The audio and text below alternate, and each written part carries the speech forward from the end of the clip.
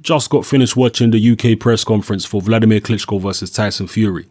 Those of you who ain't seen it, I suggest you pause this video and go watch the press conference first before proceeding to watch or listen to the rest of this video, because this is pretty much a reaction to the press conference itself.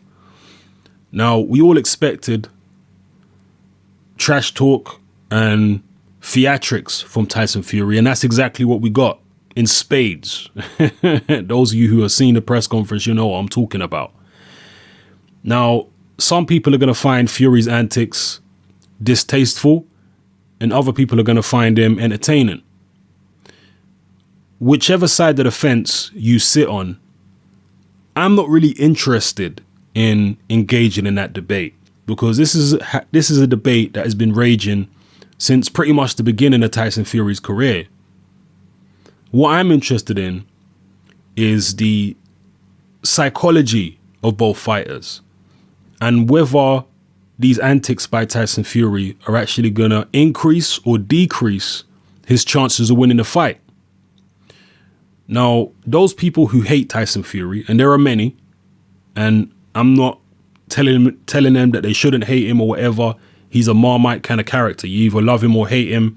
There are very few people that feel indifferent about him. So if you hate him, do your thing. But the people who hate Fury, I personally believe that they are thinking with their hearts and not with their heads when they come out with statements, which I've seen a lot of these kind of statements on social media. They've come out with statements like, oh, Tyson Fury's cracking, this is a mental meltdown he's having at the press conference and all this kind of stuff. And they're basically acting as though Tyson Fury has lost the plot. He's frightened. He's acting out because he knows he's going to lose and he knows what's coming. And all these antics are actually going to decrease his chances of winning the fight. This is how these people are behaving. This is how they're talking. I actually strongly disagree with that. If from a psychological point of view, alarm bells start ringing in my head when a fighter is acting out of character. Are these antics out of character for Tyson Fury? No. If Tyson Fury was looking sheepish and quiet and, his antics and his jokes were not rolling off the tongue and whatever, they weren't as fluid and natural and bombastic as normal, then I would worry. But that's not what we got. We got the vintage Tyson Fury, where, he seemed to nearly lose his temper a few times, shouting, but then he was back to smiling, pointing, theatrics, and all that kind of stuff. This is perfectly in character for Tyson Fury. And this really is not an act, by the way. It's just Tyson Fury exaggerating his own personality. Because in real life, Tyson Fury can also be like this. Those of you who were following Tyson Fury's career from the very early stages, particularly in the lead up to his fight with Derek Chisora, the first fight with Derek Chisora, you may know that he almost got into a fist fight with Derek Chisora at the O2 Arena in the crowd when they were both there watching another fight. And he was trying to take his shirt off and fight Derek Chisora bare knuckle there and then. This is who Tyson Fury is. And at the time, remember, a lot of people felt that Derek Chisora was the favorite to beat Tyson Fury.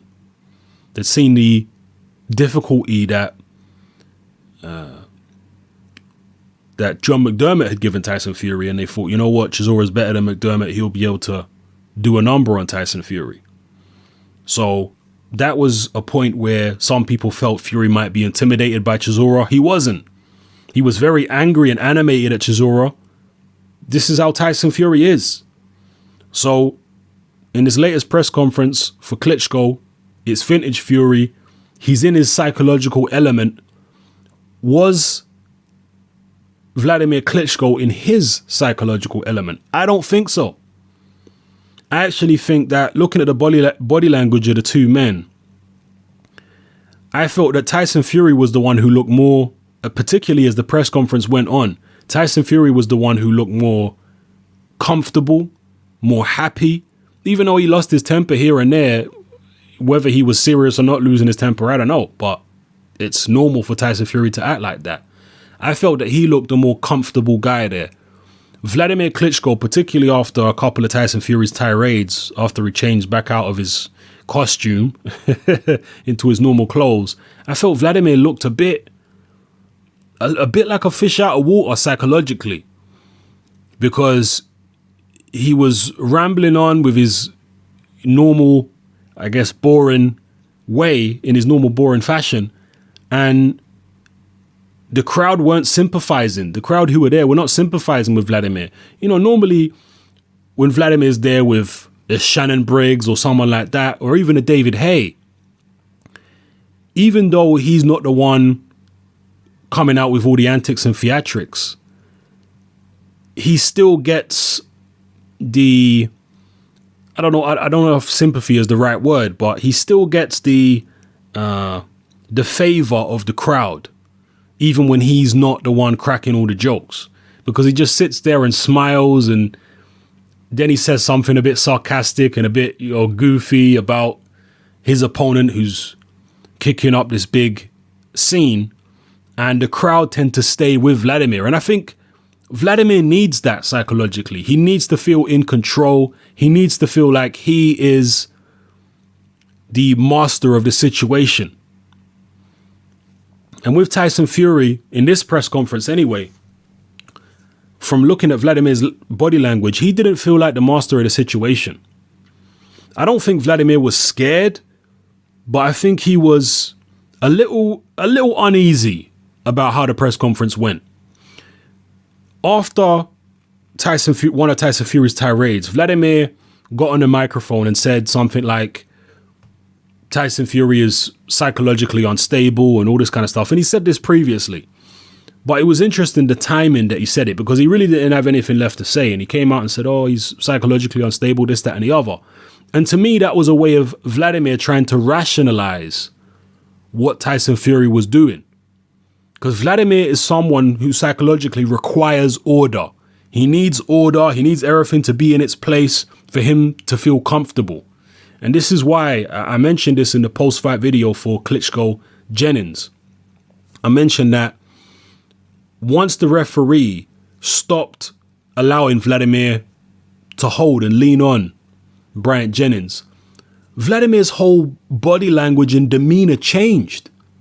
I mean, he was in there with a much smaller man, a much less experienced man, but once he wasn't allowed to hold, it's like so much of his confidence just drained out of him, because he's so used to the routine of being able to grab the smaller guys, lean on them, drain them, and then knock them out and control the fight that way. Once they took away one of Wladimir's control mechanisms, which he psychologically relies on, it was incredible to see the confidence drain out of him so quickly.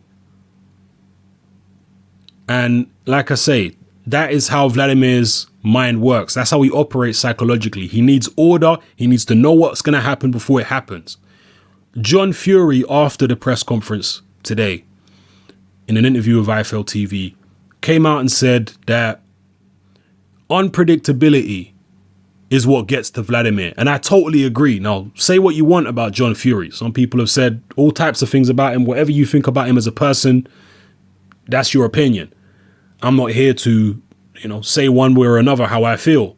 But that particular statement, I totally agree with. Unpredictability, forcing Wladimir to get outside of his comfort zone, outside of his routine, is paramount when it comes to getting in the ring and fighting him and trying to beat him. You got to get him outside of his comfort zone and introduce some chaos into the situation. You need that psychological chaos and also chaos in terms of the way you're going to fight in the ring, or unpredictability rather than chaos. Unpredictability. You need that when you're fighting Wladimir Klitschko. Now, all of this, again, it's all my opinion, but I think all of these antics are going to increase Tyson Fury's chances of winning the fight. That don't mean that he's going to win the fight. If I gave him a 40% chance before or a 30% chance, this might only give him an extra 5% chance. All right? So don't mean he's going to win the fight, but I personally believe it will increase his chances using these kind of antics, as tasteful or distasteful as you think they may be. Other people obviously have tried to get under Vladimir's skin and rattle him. David Haye tried. Kubrat Pulev to a lesser degree also tried. Both those guys failed. They couldn't shake Wladimir Klitschko. They couldn't get under his skin. I think that Tyson Fury is a much more natural trash talker. And unlike David Haye, Tyson Fury is naturally unpredictable. With David Haye, it really is all an act and a show when he's running up to Wladimir and saying all this, talking all this madness and what have you. That's not really the true David Haye. That's all an act. That's just theatrics. That's why it didn't surprise me when Haye went in the ring with Klitschko and ran around the ring for 12 rounds after giving it all the trash talk. Because I know it's just an act with David Haye. He was going to go in the ring and fight one particular way, and he was never actually going to engage in any type of war or anything like that with Klitschko. Very good fighter, David Haye, but like I say, all those theatrics and I'm going to tear his heart out and all this kind of stuff, that's just David Haye acting. With Tyson Fury, he's a genuinely unpredictable, erratic character. And when he says all this crazy stuff, sometimes he gets in the ring and does crazy stuff too. You look at the Steve Cunningham fight in the first round. He was doing some bizarre stuff in there, people. After the end of the first round, he shoved Cunningham. And he's been known to hit opponents when they're on the floor. And he really, really pushes or breaks the rules quite a lot of the time. He's an unpredictable kind of character. But a chaotic environment is what Tyson Fury thrives in. And the reason why he thrives in it is because when he creates chaos, he does it to try and intimidate his opponent. Okay? And a lot of the time, it will unhinge and intimidate the opponent. There are people like Steve Cunningham who were not unhinged or intimidated by it. But there are other people, I think, even Derek Chisora was slightly taken aback by Tyson Fury's antics and his behavior. I think it did slightly get under Derek Chisora's skin and make him a bit cautious of Tyson Fury to some extent. So we've got a long way to go before the fight. We need to see how Tyson Fury is in Klitschko's backyard over in Germany again, particularly in the week of the fight. We'll see if Tyson Fury's still comfortable, if he's still acting in character with all his antics. He'll have his entourage over there, obviously, and we'll see if they can keep him in the same high spirits and the same type of mood. But I expect Wladimir to be more comfortable in Germany, in familiar surroundings. So Tyson Fury is going to have to up the ante even more to try and unhinge Wladimir Klitschko. And I think Tyson Fury should. I think he should give Wladimir the impression that he's completely out of control. He should give Wladimir the impression that anything could happen at any time, that he might just rush forward in the first round against Wladimir and just try to take his head off immediately. He needs to put Wladimir on guard and then trick him. Maybe he'll be absolutely smoking, fuming with rage, and Vladimir's expecting the guy to come at him, and then Tyson Fury comes out and sticks a jab, and just keeps it unpredictable. So, yeah, I think from a psychological point of view, Tyson Fury is doing the right thing. Whether or not it will work and allow him to win the fight remains to be seen. It's definitely an uphill battle for Tyson Fury. Wladimir Klitschko is, at this point, a fantastic heavyweight champion. But, yeah, as I said in my long drawn-out wager in this video, I think that his antics, if they don't increase his chances, I certainly don't think they'll decrease his chances. I think worst comes to worst, these antics will help sell the fight and sell some pay-per-views or whatever. I think that's the worst that can happen from these antics of Tyson Fury in terms of the impact they're going to have on the fight. But I don't think they'll decrease his chances of winning it. And they may even increase his chances if he can get under Wladimir's skin a little bit. And again, it's not just about getting under Wladimir's skin with these antics. It's also about Tyson Fury feeling comfortable. And he feels comfortable with this approach. This is the approach that he's had through all his bigger fights. Lots of antics, lots of shouting and swearing, pointing, getting angry, taking off his coat, will fight here and now. Tyson Fury's comfortable doing this kind of stuff. So that's what I want to see from any fighter going into a big fight. Is, are they acting in character? You know, as in, are they acting as they normally do? And Tyson Fury is. So we'll see where it goes. Drop your comments below, people. I'm sorry this video has gone on a little bit longer than I wanted it to, but drop your comments below and let me know how you feel about the press conference, how you think it went, and your your take on the psychology of both fighters.